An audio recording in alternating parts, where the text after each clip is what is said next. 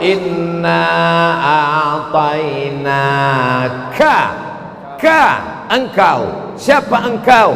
Allah berdialog langsung dengan Nabi Muhammad sallallahu alaihi wasallam. Senangnya hati bisa ketemu dengan Ustadz Somad. Ketemu kamu dengan Ustadz Somad? Ketemu. Ngobrol dengan dia? Ngobrol. Kamu di mana? Saya di luar masjid.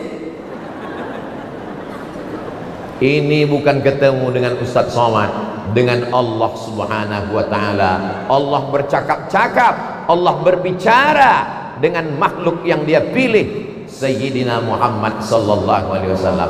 Andai Nabi Musa hidup saat ini, dia ingin jadi umat Nabi Muhammad. Andai Nabi Ibrahim hidup saat ini, dia ingin jadi umat Nabi Muhammad. Andai Nabi Isa hidup saat ini, dia ingin jadi umat Nabi Muhammad sallallahu alaihi wasallam. Bapak Ibu senang tidak jadi umat Nabi Muhammad? Senang. Kenapa?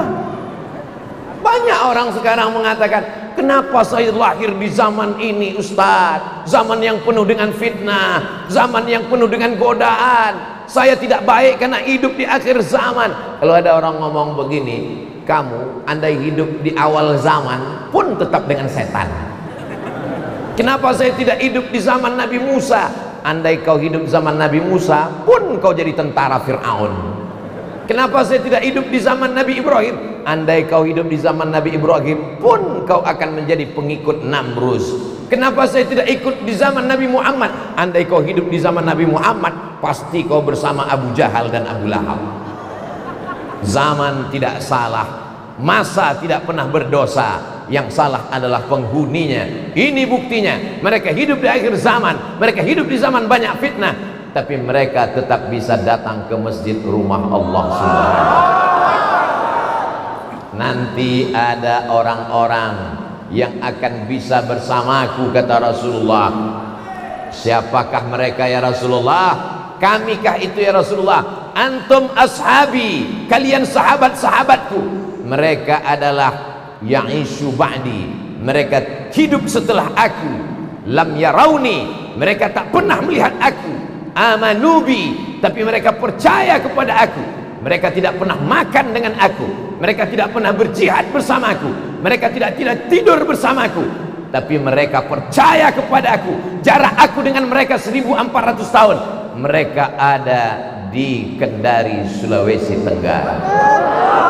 Inilah dia pencinta Nabi Muhammad sallallahu alaihi wasallam.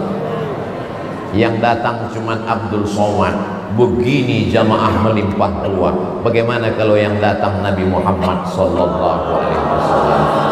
Abdul Somad datang dikalungkan sorban sampai 2 lapis sorbannya. Lapis pertama, lapis kedua. Baju pun kalau dipakai baju yang diberikan Pak Wakil Ketua DPRD Sultra tadi, 2 lapis juga bajunya. Bagaimana rasanya kalau pakai baju 2 lapis? Panas.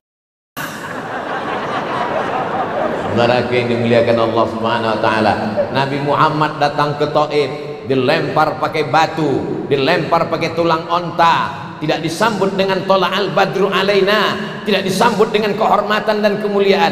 Abdul Somad bukan nabi, bukan rasul. Jangan sampai nanti ada yang memuja-muji Abdul Somad pulang sampai mengatakan, siapa itu Abdul Somad? Nabi yang ke-26. Ini banyak orang sekarang kepedean, mentang-mentang namanya ada dalam Quran lalu ngaku nabi. Siapa namanya? Nasrullah. Mohon maaf Pak Nasrullah, jangan tersinggung. Ada orang ngaku Nabi Nasrullah, dia ngaku saya Nabi yang ke-26. Mana dalilnya? Ini ayatnya. Apa bunyinya? Idza jaa Nasrullah ngaku. Datang orang dari India, namanya Ahmad, ngaku Nabi, namanya Mirza Ghulam Ahmad. Saya Nabi. Mana dalilnya? Nih, ya'ti mim ba'dismuhu Ahmad. Kalau hanya sekedar namamu ada di Quran lalu kau ngaku Nabi, Abdul Somad lama-lama ngaku Nabi juga. Mana dalilnya? Ini karena di ujung-ujung terakhir. Siapa dia? Qul huwallahu ahad, Allahus.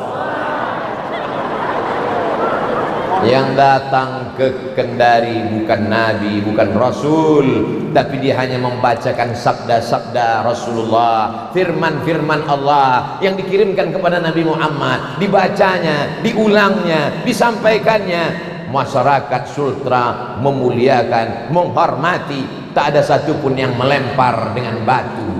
Mungkin belum. Diamankan, sebelah kanan TNI, sebelah kiri Polri, nggak pakai seragam.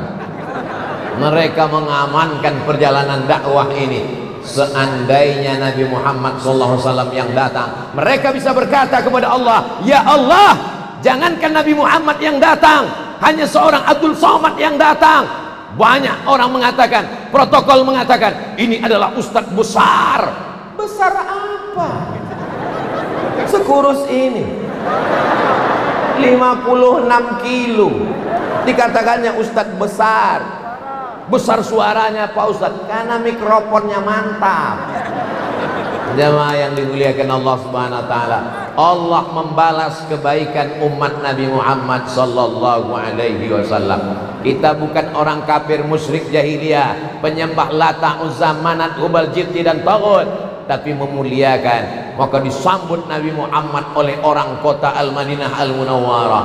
Tala'al badru alaina min saniyatil wada wajaba syukru alaina mada'a lillahi da ayyuhal mab'usu fina ji'ta bil amril muta' ji'ta syarraftal madinah marhaban ya khairada.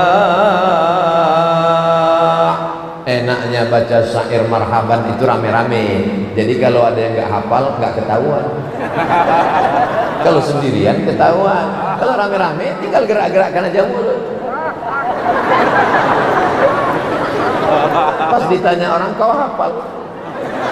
Tadi kok kelihatannya hafal? Itu namanya marhaban lip sync.